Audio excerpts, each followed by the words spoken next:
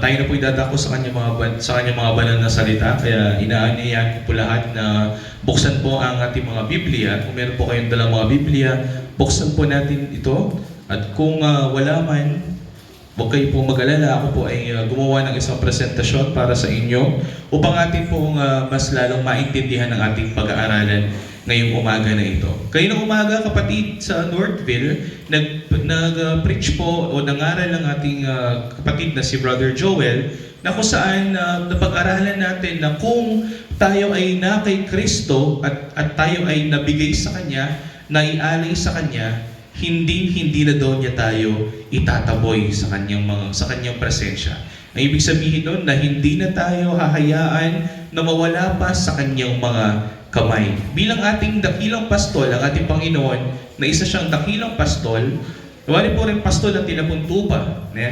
Kapag ang pastol mayroong tupa, ang kanyang mga tupa ay kanyang kilala at kanyang pinoprotektahan mula sa kaaway. Kung mayroong leon, poprotektahan tayo ng ating dakilang pastol. Ganon din na ang ating Panginoong Jesucristo, bilang ating dakilang pastol, kailanman hindi na niya tayo hahayaan pa na mawala pa sa kanyang mga kamay. No?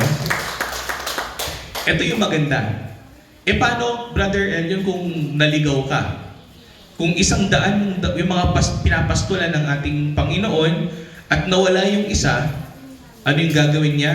Dahil tupa ka niya, dahil anak ka niya, iiwan niya yung 99 para lamang hanapin ka at ibalik ka sa kanyang poder. Ganyan ang kapangyarihan ng Diyos. Hindi ka itataboy, bagkus hahanapin ka pa niya upang makasama niya. Okay? So ngayong umaga na ito, kapatid, naayon din ang ating pag-aaralan dun sa preaching kanina.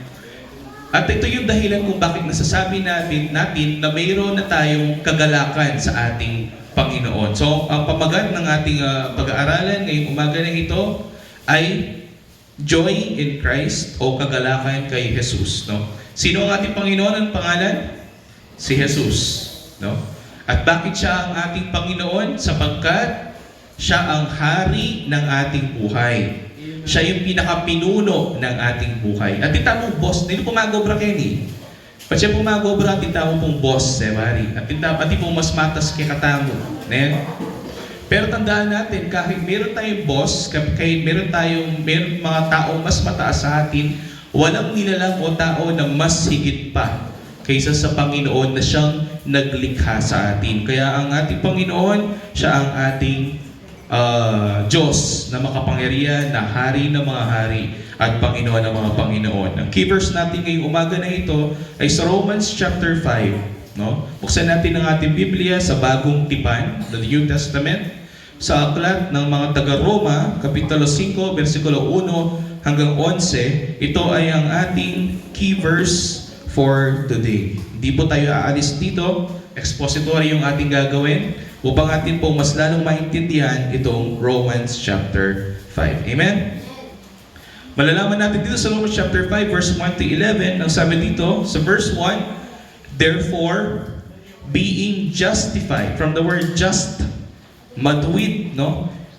Therefore, being justified by faith, nagiging matuwid daw tayo sa pamamagitan ng pananampalataya, we have peace with God. Meron na tayong kapayapaan sa ating Panginoon, sa ating Diyos, sa pamamagitan ng ating Panginoong Jesucristo through our Lord Jesus Christ. So ngayong umaga na ito po yung tandaan natin. Therefore, being justified by faith, we have peace with God through our Lord Jesus Christ. Amen.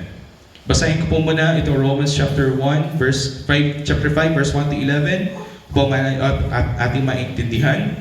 At nawa sundin niyo po ako ngayong umaga na ito.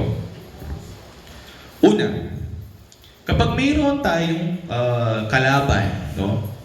Meron tayo, nasa giyera tayo. Kapag nasa giyera tayo, meron tayong kalaban, hindi ba? At kapag mayroong kalaban sa giyera, ano yung ginagawa natin? Tayo ay nakikipagpatayan doon sa kalaban natin. Kumbaga, yung kalaban natin na yun, kahit kailan, hindi natin siya masasang-ayunan sa mga iba't ibang bagay. So, mayroon tayong kalaban sa giyera. At kapag nasa giyera ka at may kalaban ka, wala kang tinatawag nating kapayapaan. Bakit? Dahil tayo ay nasa estado ng pakikipagbaka, pakikipaglaban, o pakikigera. At kapag kalaban mo siya, ano yung kabaliktaran nun? Ano yung kabaliktaran? Kapag siya kalaban me, pag siya kasaman me, ano ba yung kabaliktaran? Kasanggame, ang po itang kayabe me. Ne? So makikita natin dito sa Romans chapter 5 verse 1 to 11, may sinasabi si Pablo na mayroong kalaban at mayroong kasangga ang Diyos. So pag-aaralan natin ngayon kung sino ba tayo doon. Tayo ba ay mga kalaban ng Diyos o tayo ay mga kasangga ng Diyos? Hayaan niyo po na basahin ko ito para sa inyo. Sa verse 1, sabi dito ni Pablo, kaya't yamang tayo'y inaring ganap sa pamamagitan ng pananampalataya. Again, tayo ay inaring ganap sa pamamagitan ng pananampalataya. Mayroon tayong kapayapaan sa Diyos sa pamamagitan ng ating Panginoong Hesukristo. Ano yung pananampalataya? Faith. Ano pa yung pananampalataya? Ilang beses ko na pong na-explain sa inyo. Kapag sinabing pananampalataya, ito yung paniniwala na si Kristo ay buhay at totoong Diyos, at pagtitiwala sa mga nagawa na niya at sa mga gagawin pa niya. Nagtitiwala po ba tayo na ang Panginoong Jesucristo ay naligtas na niya tayo? Nagtitiwala po ba tayo na pagdating ng panahon ng ating Panginoon, babalikan niya tayo at kukunin niya tayo muli upang makasama sa langit? Yes. Ang tawag po dyan ay pananampalataya. No? Manampalataya tamo na adyang tayo ikiting katamo nga pong Ginoong Hesukristo kay personal, balo tamo rin kayang salita tutula na malilyari kay biyata mo uling keng kapagkasalbantayanan tamo nga ito. Ne? At itong pananampalataya na ito, sabi ni Pablo, siyang nag-aaring ganap sa inyo. Siya yung nagpapatuwid sa inyo sa harapan ng Diyos. Ang inyong mga kasalanan ay nalilinis at ang inyong mga buhay ay nababago sa araw-araw. Ang tawag doon, kapatid, ay pag-aaring ganap at pagpapabanal. Amen? Nakilala na natin ang ating Panginoong Jesucristo, abalo tanda na po rin kayang alituntunin na kung bari na malyari kay biyata mo, ngayon gagawan tamo, susunod tamo, babaywan na katamo aldodo, binabago tayo ng ating Diyos sa araw-araw upang tayo ay maging banal sa Kanyang harapan. Okay? So, nalaman natin na tayo ay inaring ganap sa pamamagitan ng pananampalataya natin sa ating Panginoong Jesucristo, at dahil doon, dahil sa pananampalataya lamang kay Kristo Jesus, nagkaroon tayo ng kapayapaan sa Diyos. Nakita natin dito sa nagkaroon tayo ng kapayapaan sa Diyos. Meron pa bang i-clear yan? I-focus. Naka-out of focus. Nagkaroon tayo ng kapayapaan sa Diyos. Okay. So, nalaman natin dito na mayroon na tayong kapayapaan sa Diyos, at sa pamamagitan nito, sabi ni Pablo, sa pamamagitan ng ating Panginoong Jesucristo, tayo ay nakalapit sa biyayang ito na ating pinaninindigan at nagagalak tayo sa pag-asa ng kaluwalhatian ng Diyos. Sa 3, at hindi lamang yon, sabi ni Pablo, kundi nagagalak rin tayo sa ating mga kapighatian sa pagkakaalam na ang kapighatian o yung mga problema natin ay nagbubunga ng pagtitiis. At ang pagtitiis ay nagbubunga ng pagpapatibay. At ang pagpapatibay ay nagbubunga ng pag-asa. At hindi tayo binibigo ng pag-asang iyon, na sabi ni Pablo, sapagkat ang pag-ibig ng Diyos ay ibinuhos sa atin sa mga puso natin sa pamamagitan ng Espiritu Santo na Kanyang ibinigay sa atin. Naniniwala po ba tayo na ang Espiritu Santo ay nasa ating mga buhay? Totoo yun, kapatid. Dahil ayon sa Biblia, kung totoong ikaw ay sumasampalataya na sa ating Panginoong Jesucristo, ang nag-udyok sa iyo na sumampalataya sa Kanya ay ang Espiritu Santo na nasa inyong mga puso, mga kaorasan na ito. Sa 6, sapagkat noong tayo ay mahina pa, ang ibig sabihin ni Pablo dito, nung mga panahon na tayo ay nasa kasalanan, nung tayo ay nasa mundong ito, nung tayo nasa laman, sa tamang panahon, si Kristo na ay namatay para sa mga masasama, no? Pag-aralan natin yun mamaya at sa 7, sapagkat bihirang mangyari na ang isang tao'y mamatay alang-alang sa isang taong matuwid, no? Tulad ni Jose Rizal na namatay para sa mga bata, no? Namatay siya dahil ang mga bata ay mga inosente. Ngunit sabi ng Biblia na mas bihira na mayroong mamatay para sa mga makasalanang tao. Pag-aaralan natin yun mamaya. Bagamat alang-alang sa isang mabuting tao, marahil ay may mga mamatay tulad ni Rizal na namatay para sa mga bata or sa mga kabataan. Sa 8, subalit pinatutunayan ng Diyos na ang kanyang pag-ibig ay higit pa kaysa sa atin. Na kahit noong tayo ay mga makasalanan pa, noong tayo ay pasaway pa sa Kanya, mga rebelde, no? Gumagawa ng mga hindi maganda, tayo na ay minahal na ng Diyos. Ang Panginoong Jesucristo ay namatay na para sa atin. Sa 9, lalo pa nga, ang sabi ni Pablo, ngayong itinuring na tayong ganap sa pamamagitan ng kanyang dugo na dumali sa krus ng Kalbaryo, nilinis ang ating mga kasalanan, ay maliligtas tayo sa galit ng Diyos sa pamamagitan ng ating Panginoong Jesucristo. Malalaman natin ngayon, umaga na ito, na ang Diyos pala ay nagagalit at galit na galit ang Diyos. Pag-aaral natin mamaya sa Diyos. Sapagkat kung noong tayo'y mga kaaway, sabi mo nga kanina, may mga kalaban, may mga kaaway, ay pinapakipagkasundo tayo sa Diyos sa pamamagitan ng kamatayan ng kanyang anak. Lalo ngayong ipinagkasundo na ay maliligtas tayo sa pamamagitan ng kanyang buhay. At hindi lamang gayon, kundi tayo'y nagagalak rin sa Diyos sa pamamagitan ng ating Panginoong Jesucristo, na sa pamamagitan niya'y tinamo natin ngayon ang tinatawag nating pakikipagkasundo. So ang ating keyword for today is reconciliation, o sa Tagalog ay pakikipagkasundo. Patse po, pipagkasundutan na rin tao. Api kasunduta la ba rin tao naman ipapate. Manano mo, api kasundo rin tao naman ipapate. Makanya, sabihin tao, ay, manano kay misabi, manano kay mi kasundo, nakiamam yung pate niya, So, malalaman natin dito na ang mga taong may kaaway o magkaaway lamang ang ating ipinapagkasundo, hindi ba? So, malalaman natin na tayo noon, bago pa natin nakilala ang ating Panginoong Jesucristo, tayo ay itinuturing niyang mga kaaway. No? Kaaway tayo ng Diyos. Mga pasaway tayo sa kanyang mga salita, mga pasaway tayo sa kanyang mga batas. Ang iniibig lang natin ay ginagawang mga kasalanan. Po mga yan, aminin po natin. Ganun din po ako, kapatid.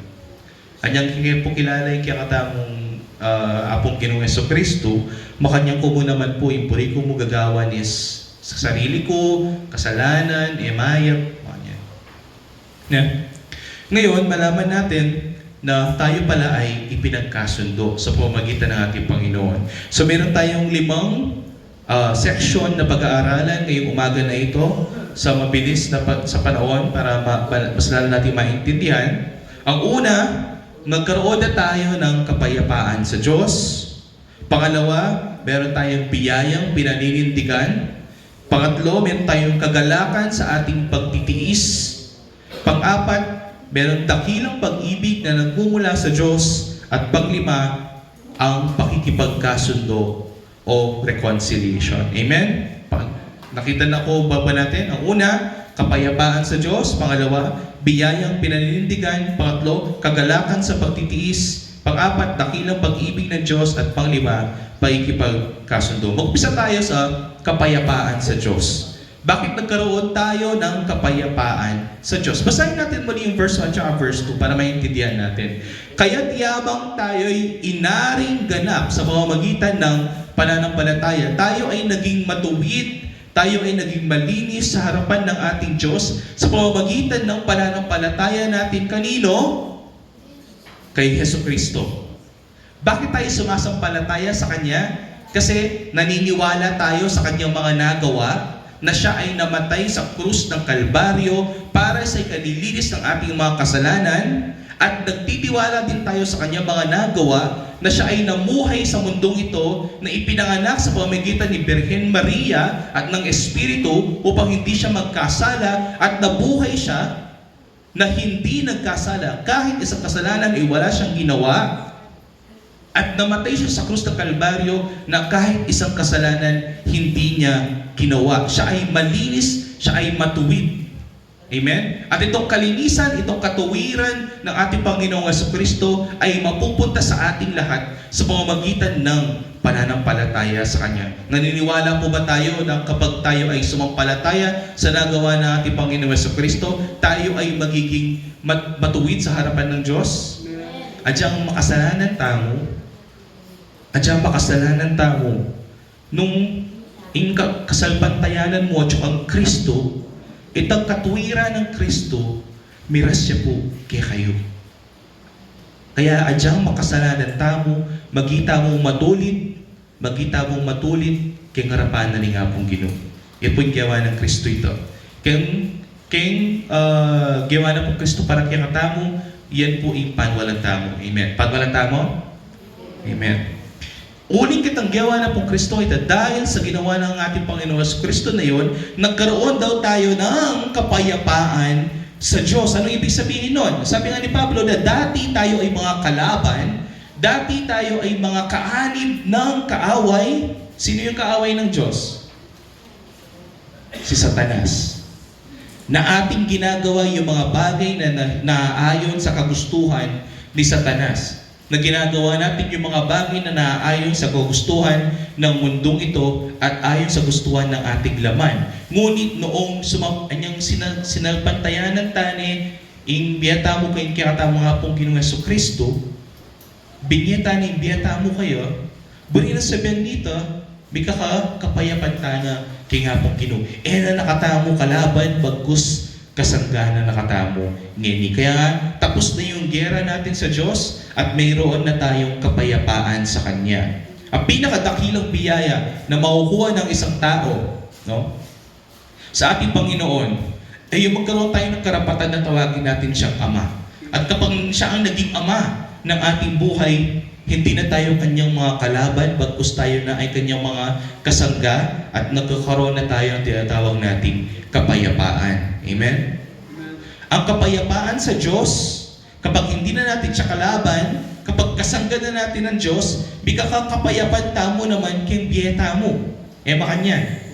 Patse payapa ka kay nga pong Ginoo, payapa tamo rin keng biyeta mo. Bakit? Kasi balo mo, nung kasanggami nga pong Ginoo, adyang nanong malyari kaya ka. Kahit mayroong peace of mind, kahit mayroong mga nangyayaring hindi maganda sa buhay mo, mayroon ka pa rin tinatawag nating peace of mind. Okay? Naintindihan po ba? Okay. Alright. So John chapter 14 verse 27, makita natin dito, sabi ng ating Panginoon, Jesucristo, na siya ang dahilan kung bakit mayroong kapayapaan. No? Sabi niya, peace I leave you, my peace I give you. Kapayapaan ay aking iniiwan sa inyo, ang kapayapaan ay aking ibinibigay sa inyo. I do not give to you as the world gives. Hindi ko ibinibigay sa inyo kung ano ang gusto ng mundong ito, bagkus ang inibinibigay ko sa inyo ay kapayapaan upang ang ating mga puso ay hindi na magkaroon ng agam-agam. So, ang kapayapaan ng ating Panginoong Jesucristo, ang binibigay niya sa atin, ang siyang dahilan kung bakit meron tayong peace of mind. Ang equation today, peace with God is equals to peace of mind. No? Adyang mateta mo. Adyang nanong malyari kay katamo. Uling baro tamo titamong kapayapan kay nga pong Ginoo. Mateta mo manyaman, uling baro tamo yung kalanduhata mo, miras siya banwa, doon no ka rin niya manikya katamo nga pong Ginoo. Jesucristo, maniwala tamo ka rin? Okay. Ang tinatawag dyan, kapatid, ay kapayapaan. Nagkakaroon tayo ng kapayapaan sa ating buhay. Sa Ephesians chapter 2, verse 14, malalaman natin dito, "For He Himself is our peace." Ang ating Panginoon Kristo, siya ang ating kapayapaan, who has made the two one and has torn down the dividing wall of hostility. Ano ibig sabihin nun? Ang tao na marumi, na makasalanan, at ang Diyos na banal at walang bahid na kasalanan. Dalawang klase yan. Ang taong marumi at ang Diyos na banal at malinis. Pwede bang piyabe ing marinat keng malinis? Ali. Adya siguro tumamipita mo, may piyabe ing malinis ako ing marinat. Uling na nung malyari. Wow. Mahanyan mo naman po. Na? Pero ano yung ginawa? Para ang isang taong madumi ay makalapit sa Diyos na banal at malinis, ang ginawa ng ating Panginoong Jesucristo, siya ay namatay para sa atin. Ang kanyang dugo ang dahilan kung bakit tayo ay nagkaroon ng kalinisan, kaya tayo nakakalapit ngayon sa isang banal at malinis na Diyos. Siya yung dahilan kung bakit ang pader na namamagitan sa atin papunta sa Diyos ay nawasak na dahil sa ating Panginoong Jesucristo. At ngayon, hindi na tayo kalaban ng Diyos. Tayo na ngayon ay kanyang mga kasangga. Naniniwala po ba tayo dito? Ang tawag po dyan ay pananampalataya. Okay? So nalaman natin ngayon na mayroon na tayong kapayapaan sa Diyos bilang mga mananampalataya sa ating Panginoong Jesucristo. Ito ay nabigay sa atin sa pamamagitan ng tinatawag nating biyaya. In biyaya po, pwede tayo pong ausan ng grasya. Ne? O in English, it's what we call grace. Pag siya sinabing biyaya o grasya, po pera yan. Ne? Kasi, ikatamo mga niya tamo yan. At may katanggap kong grasya, may katanggap kong biyaya. Baladarago pera. Ali po ba kanita? Ang biyaya, kapatid, ay ganito. Let's say, si Brother Joel, no? Si Brother Joel ay pasaway na bata. Lagi siyang napi-principal's office. Maya niya po yung Brother Joel. Panubukano rin kakalasi na. Kaya ma-principal's office siya. Maritaya. So, meto ngayon to, nung isang araw, naglalaro siya, at tuminit yung ulo ni Brother Joel. Sa init ng ulo ni Brother Joel, sinuntok niya yung kalaro niya, no? Tapos, nakita yun ng teacher. So, nung nakita ni teacher, kinuha niya si Brother Joel at dinala niya sa principal's office. Alam natin kung ano yung nangyayari sa mga bata kapag dinadala sila sa principal's office. Ano yung ginagawa? Pinaparusahan, hindi ba? Pinapalo, gano'n. No? So itong si Brother Joel, alam na niya kung ano yung mangyayari sa kanya. Siya ay papaluin ng principal. So nung dinadala si Brother Joel ng teacher niya sa principal's office, alam na niya kung ano yung mangyayari sa kanya. Pagdating ni Brother Joel sa principal's office, agad-agad sinabi niya sa principal, "Sir, paluin mo na ako. 10 beses, okay lang. Paluin mo na ako. Alam ko naman yung ginawa ko eh." Diba? Nararapat ba na paluin si Brother Joel? Like, oo, diba? Kasi pasaway siya. Kasi nagkasala siya. Ganun yung ginagawa natin sa mga bata. No? Pero ano ba yung nangyari? Ang sinabi ni principal ganito, "Joel," sabi niya, "kaysa paluin kita, ito yung gagawin natin," sabi niya. Tinawagan ng principal yung teacher, binigay ng principal yung pamalo sa teacher, tapos ang sabi ng principal, "Teacher, ako na lang yung paluin mo. Kaysa 10 beses mo kong paluin mo ko ng 100 beses." Nagtataka ngayon si Joel, si Brother Joel. Sabi niya, bakit? Bakit siya yung tumatanggap ng kaparusahan na dapat sa akin? No? At hindi lamang yun. Kailangan mapalo lang ako 10 beses. Pero sa kanya, mas higit pa yung kanyang kukunin. Gusto niya 100. Nagtataka ngayon si Brother Joel. No? Ngayon, sabi ng principal, 1. Pagkabilang niya ng 1, papaluin siya. 2, papaluin siya. 3, habang pinapalo ng teacher, yung principal, na dapat sana yung napapalo si Brother Joel.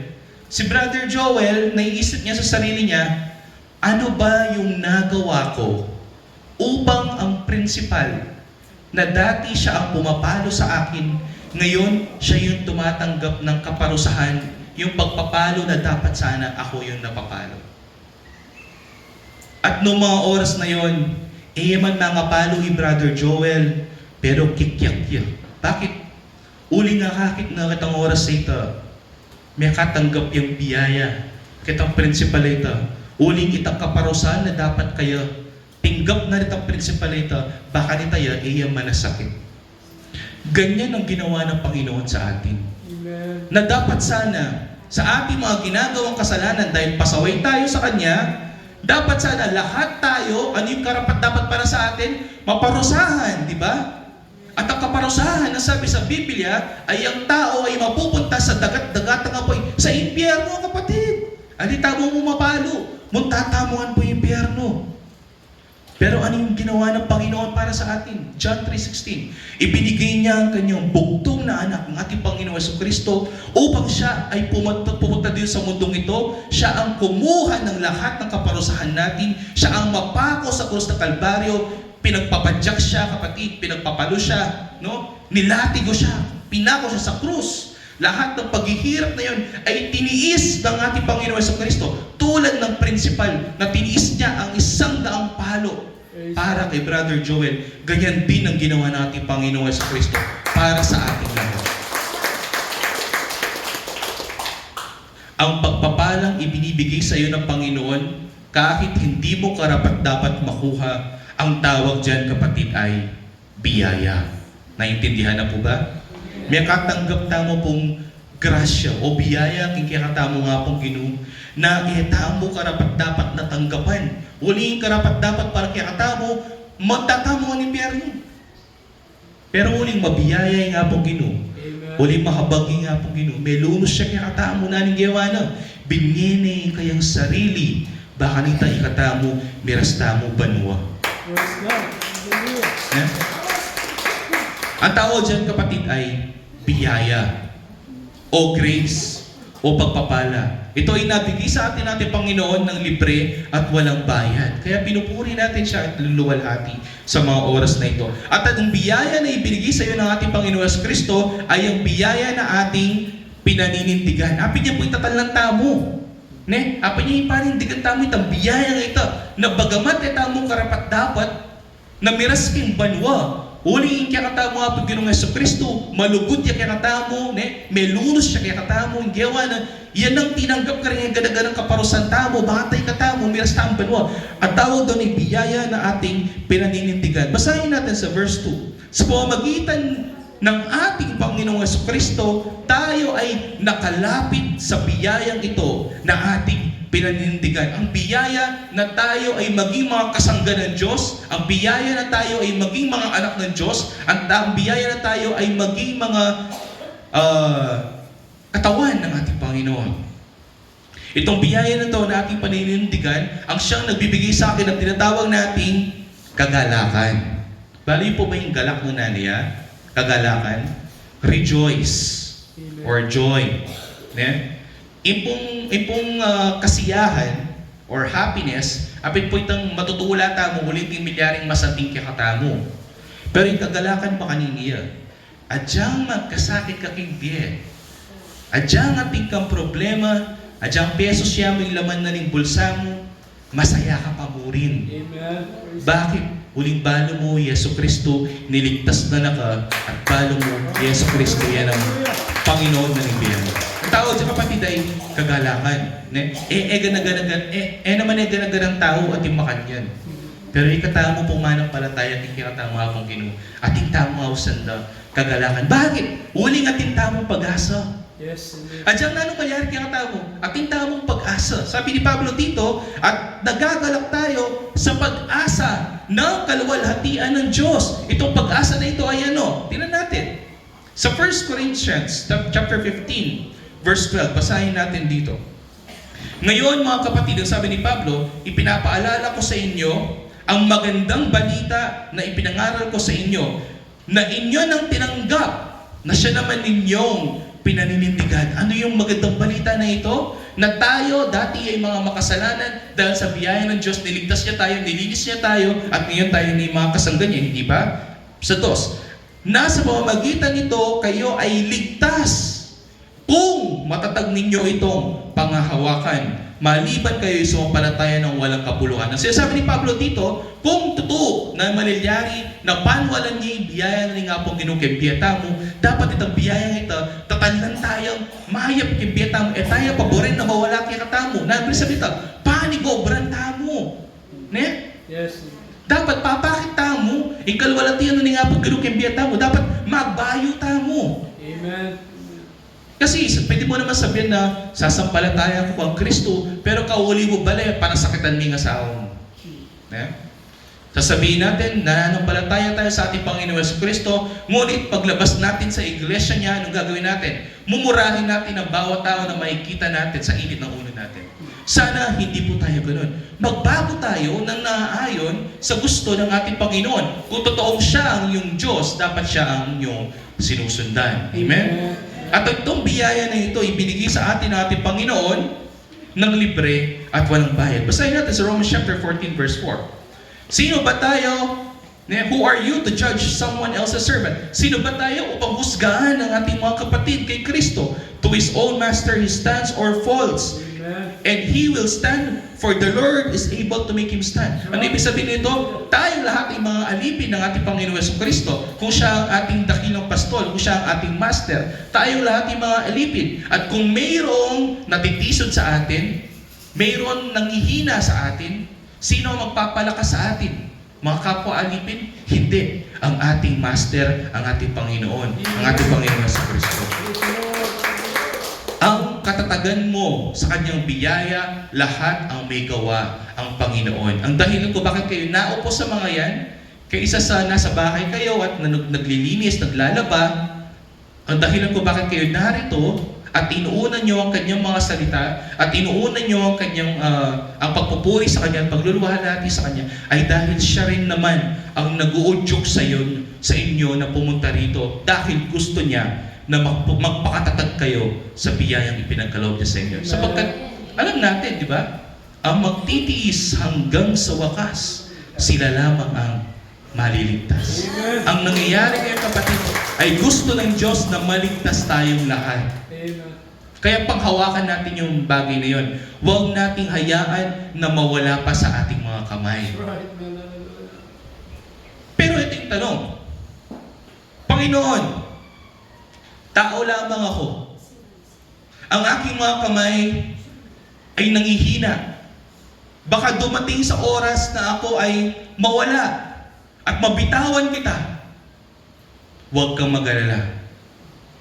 Kung bibitawan mo ang Diyos sa buhay mo, sapagkat tao ka lamang at nangihina, siya naman kapatid, dahil Diyos siya, hindi ka niya bibitawan.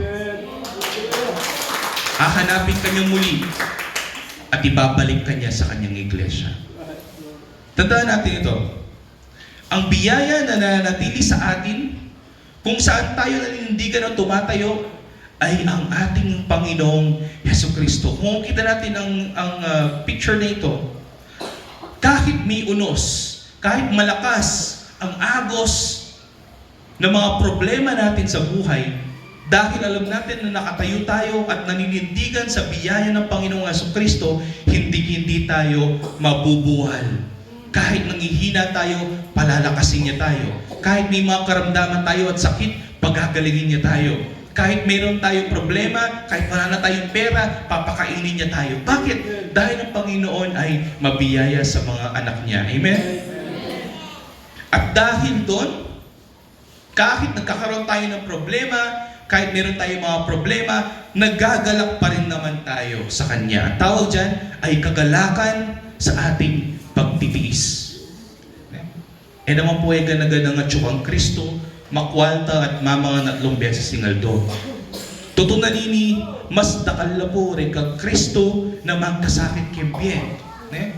Atin po na ang palakwan dalaking baleda, mga alipustala, edano kilala, Ne? Bilalakola po ang kembye, mag-resign na ka rin obrado. Bakit?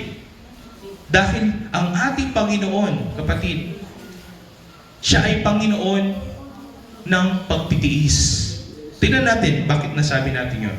Sa Romans chapter 3, nung nalaman na natin ang ating Panginoon, siya ay kasangga natin. Nung nalaman na natin ang Panginoon, siya ang kagalakan natin, sabi sa dito, at hindi lamang gayon, kundi nagagalak rin tayo sa ating kapighatian, na diyan magkasakit tayo kimbye. Baro tamo, stong patuloy ka pa mo rin diyan magkasakit ka, magbungay ang pagtitiis ta. Mababiyasa tamong magtiis, mababiyasa tamong magtiyaga. Ne? At diyan nga lipustahan ka tamo, magtiyaga ta pa mo rin. Ne? At itong pagtsatsagang na ito, sabi sa 4, ang pagtitiis ay nagbubunga ng pagpapatibay. Mas lalo tamo maging matatag, mas lalo tamo maging masigan, na diyang alipustad na katamo, baro tamo, nagtyo tamo kay katutuan, tamo matitinag. Mga yan. At ang pagpapatibay na ito ay nagdudulot na tinatawag nating pag-asa. Ano yung pag-asa na yun? Na kahit anong mangyari sa ating buhay, at diyang po na nakatama ni nga pong Ginoo, nga ni kaorasan na ini, matutod ko po ta, na kumigising, o na ano pang mangyari kay biye mo? Balo tamo, na nga pong Ginoo, nakatamo lakuan. At mateta mo manyaman, uling balo tamo, balika nakatamo datang panahon, at akayabi tayo, susulapo king papawid, at mutatamo ang langit. Diyan na nung malyari kay biyata mo. Masaya ta mo. Kasi balo ta mo, ikikata mo kalagwa, at yung niya kayo. Yeah? Ang buhay natin sa mundong ito ay temporary lamang, nabubulok. Pero ang kaluluwa natin ay pangwalang hanggan sa piling ng ating Panginoong Jesucristo. Sa 5, at hindi tayo binibigo ng pag-asa na iyon, sabi ni Pablo, no?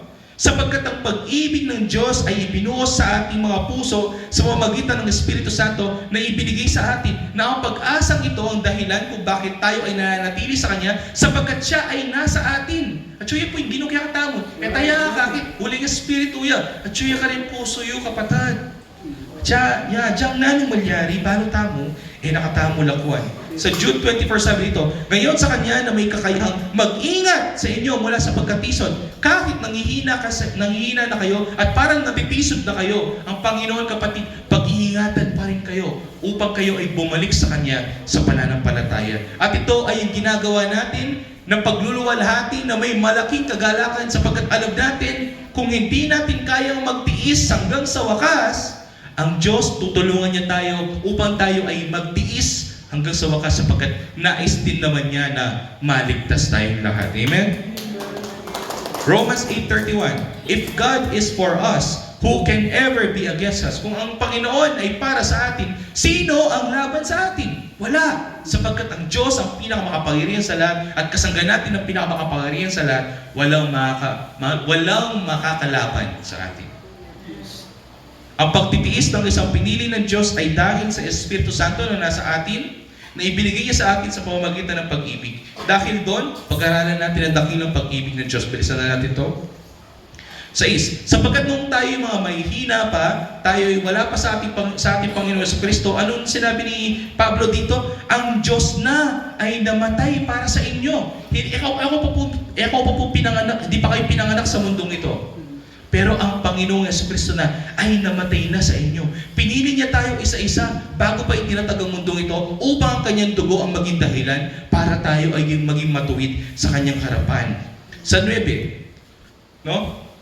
Sa 8 muna, subalit pinapatunayan ng Diyos na ang kanyang pag-ibig sa atin, na noong tayo mga makasalanan pa, si Kristo ay namatay na para sa atin. No? So, malalaman natin dito na hindi sa ating mga mabubuting gawa kung bakit ang Diyos ay nililigtas tayo, kundi pinili niya tayo isa-isa, kahit na tayo mga makasalanan pa, upang makita natin ang kanyang kalwalhatian sa buhay natin. So, 9, lalo pa nga ngayong itinuring na tayong ganap sa pamamagitan ng kanyang dugo, ay maliligtas kayo sa galit ng Diyos sa pamamagitan niya. Ang Panginoon sa Kristo ang dahilan kung bakit ang Diyos ay hindi na siya nagagalit sa atin. Pero, katotohan kapatid, in Diyos, mimimuaya. At mimuaya pa mo rin ka rin kaorasan ninyo. Bakit? Uli ang tipa mo rin tao, naala pa mo rin kayo, at puro na ang kasalanan ng gagawan to. Pero ikatamo, enemy mo aki katamo. Uling sasampalataya tamo kay katamo. Abong Ginoong Jesucristo. Amen? Gustong enemy mo aki katamo, ingawas tamo ka rin, pakikipagkasundo. Tayo ay naipagkasundo na sa ating Panginoon Jesucristo. Basahin natin sa Diyos. Sapagkat kung noon ngang tayo yung mga kaaway niya, tayo nasa kasalanan, ay ipinapagkasundo tayo sa Diyos sa pamamagitan ng kanyang kamatayan. Ng ating Panginoon Jesucristo sa kanyang kamatayan, tayo ay naipagkasundo, kapatid. At dahil doon ay maliligtas tayo sa pamamagitan ng kanyang buhay. Naniniwala po ba tayo ng ating Panginoon Jesucristo na alinis na niya ang ating mga kasalanan nung siya ay namatay sa krus? At kung malinis ka na, mayroon ka ng karapatan na lumapit sa isang Diyos na banal. Amen? Ang tawag dyan, kapatid, ay pakikipagkasundo. Anong ginawa ng ating Panginoon? Siya ay namatay para sa atin upang ikaw ay magkaroon ng buhay na walang hanggan. Ang kanyang kamatayan ng kapalit ay inyong buhay. Biyaya ang tawag dyan. 11. At hindi lamang gayon, kundi tayo ay nagagalak rin sa Diyos sa pamamagitan natin Panginoon Jesucristo, na sa pamamagitan niya, tinamo natin ngayon ang pakikipagkasundo sa Panginoon.